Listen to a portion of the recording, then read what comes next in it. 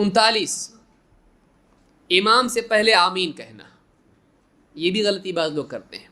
غیر المغضوب علیہم ولا الضالین، نون بھی اس کا نہیں آیا تو اس کا آمین کا نون آ جاتا. اتنی جلدی کہ مطلب آمین بولنا ضروری ہے اور جلدی بولنا چاہیے. اس کی آمین بھی نہیں، کیونکہ وہ بھی تو آمین بولنے والا ہے، اس کی آمین سے پہلے اس کی آمین، امام سے آمین میں سبقت نہیں لے جانا چاہیے. آدمی اس کے ساتھ یا تابع رہے، اس کے ساتھ میں چلے، اس کے پہلے آمین کہنا صحیح نہیں ہے. اللہ کے نبی صلی اللہ علیہ وسلم فرماتے ہیں اذا امن الامام فامنوا، جب امام آمین کہیں تو تم بھی آمین کہو. یا یہ کہا کہ امام سے پہلے تم آمین کہو. کیا کہا؟ جب امام آمین کہے تو تم، یعنی امام کے تابع آمین میں چلنا ہے، نہ کہ اس سے پہلے.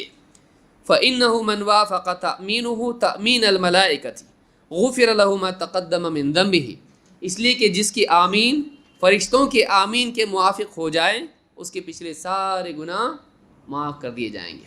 سوال یہ پیدا ہوتا ہے کہ امام آمین کہے تو تم بھی آمین کہو، تو کب معلوم پڑے گا امام آمین کہا؟ جب امام زور سے آمین کہے گا تبھی تو معلوم پڑے گا. اس میں خود اس بات کی طرف اشارہ ہے کہ امام کو آمین کیسے کہنا چاہیے؟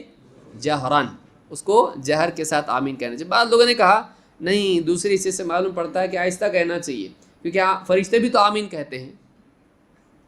تو اب فرشتوں کی آمین سننے آتی ہے؟ نہیں. تو اب تو فرشتے جیسے آمین کہتے ہیں ان کے موافق آمین کا مطلب کیا ہے؟ تم بھی آہستہ کہو. تو یہ دلیل صحیح نہیں ہے، یعنی یہ کہنا صحیح نہیں ہے. کیوں؟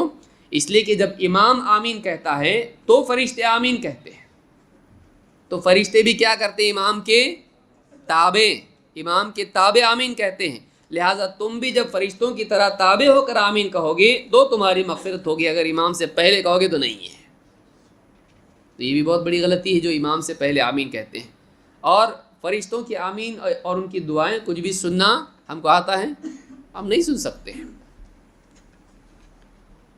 تو یہ بخاری اور مسلم کی روایت ہے. اس سے معلوم ہوتا ہے کہ امام کے تابع ہی آمین کہنا چاہیے.